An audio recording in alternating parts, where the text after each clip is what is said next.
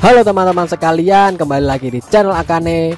Hari ini kita akan membahas faksi yang ada di Arknights part keempat. Aku mulai dari Columbia. Columbia merupakan representasi dari negara Amerika Serikat di dunia kita, khususnya pada awal hingga pertengahan abad ke-20.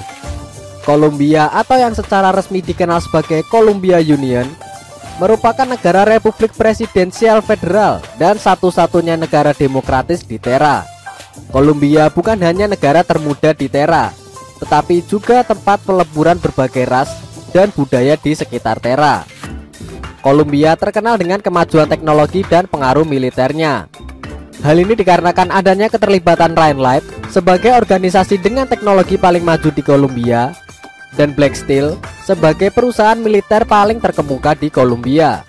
Mereka ikut membantu dalam membangun dan memperluas pengaruh Columbia hingga menjadi kekuatan besar yang baru di Terra.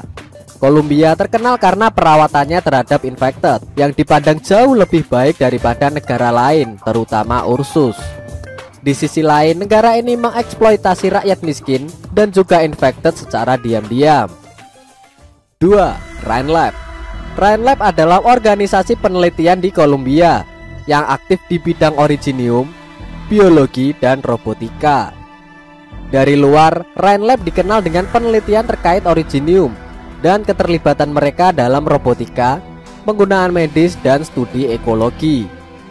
Namun di balik layar, Rainlab telah melakukan penelitian tidak etis dan tidak manusiawi yang telah membuat beberapa subjek penelitiannya hampir meninggal.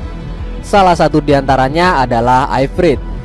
Seperti yang sudah aku jelaskan pada video 7 operator dengan tingkat pembauran originium paling tinggi. Selain Ifrit, ada juga Tilopsis yang menderita cedera otak permanen sebagai akibat dari eksperimen yang dilakukan oleh Rainlab. Karena eksperimen dari Rainlab yang tidak manusiawi ini, 2 anggota dari Rainlab meninggalkan fasilitas tersebut. Mereka adalah Dr. Olivia Silence dan mentor Ifrit, Saria. Meskipun begitu, Rainlab masih mengawasi mereka, terutama Ifrit, secara sembunyi-sembunyi. 3. Black Steel Worldwide atau disingkat BSW. BSW adalah perusahaan militer privat yang berbasis di Columbia. Saat ini BSW bekerja sama dengan Rhode Island dalam program pertukaran khusus untuk merawat salah satu anggotanya yang terkena oripati. Selain itu, BSW telah menjadi konsultan keamanan untuk Rhode Island. Black Steel didirikan oleh para veteran Columbia dalam perang melawan Victoria sejak lama. Mereka awalnya melayani Columbia sebagai tentara bayaran. Namun setelah insiden tambang Baron, Black Steel secara bertahap mereformasi dirinya menjadi perusahaan swasta. Pada saat yang sama, Black Steel aktif dengan perusahaan lain di seluruh Terra dan akhirnya mendapatkan nama tersebut, Black Steel Worldwide. Black Steel memiliki unit khusus untuk memerangi oripati. Unit ini bernama Biochemical Protection Response Staff atau yang disingkat BPRS. Operator yang masuk ke dalam unit ini adalah Franka. Mereka bertugas menjamin keamanan semua operasi Departemen Biochemical serta menangani kasus oripati dalam perusahaan. Ada 5 aturan yang diberlakukan untuk unit ini. 1. Infected tidak diperbolehkan berada dalam satu tim dengan non-infected. 2. Infected dengan kasus ringan diizinkan bekerja sama dengan non-infected, tetapi mereka harus meminta izin terlebih dahulu. 3. Infected dengan kasus sedang dilarang bergabung dengan tim operasi apapun, tetapi mereka tetap diizinkan untuk menyelesaikan misi sendirian. 4. Infected dengan kasus parah, kontrak mereka akan segera diakhiri, tetapi mereka tetap akan menerima bayaran yang layak. 5. Semua infected yang masih bekerja akan diberikan perawatan oleh pihak Black Steel. 4. Raytheon Industries atau yang sering dikenal sebagai Raytheon merupakan perusahaan yang memproduksi senjata di Terra dan terlibat secara ekstensif dalam robotika. Dengan kekayaannya, mereka juga mampu merekayasa balik senjata Sancta dan menjualnya ke berbagai perusahaan seperti Black Steel.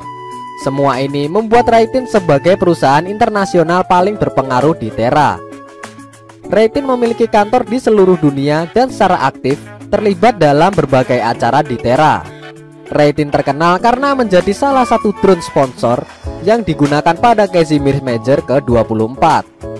Reitin juga pernah memberikan dukungan militer kepada pasukan Ensiodes selama insiden Snow Realm pada story Break the Ice dengan menjual senjata api kepada Karlan komersial.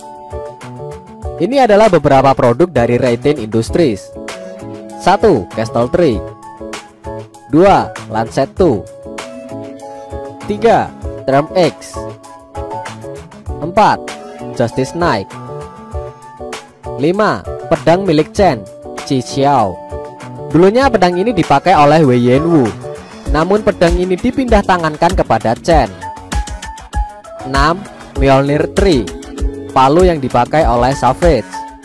7. Reitin Franker, EMP rifle yang dipakai Glaucus. 8. Bagi cam milik Xin. 9. Pemotong pizza Bus Xiao milik Spectre. 10. Tongkat milik Skyfire. 11. Tameng milik Vulcan.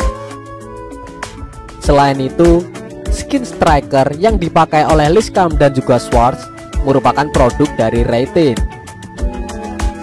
Baik, segitu saja rangkuman tentang faksi yang ada di Arknights untuk part yang keempat. Kalau kalian ada pendapat dan juga pertanyaan, silahkan tulis di kolom komentar. Aku minta maaf kalau aku ada kesalahan dalam pengucapan kata dan juga istilah. Terima kasih sudah menonton dan outsu.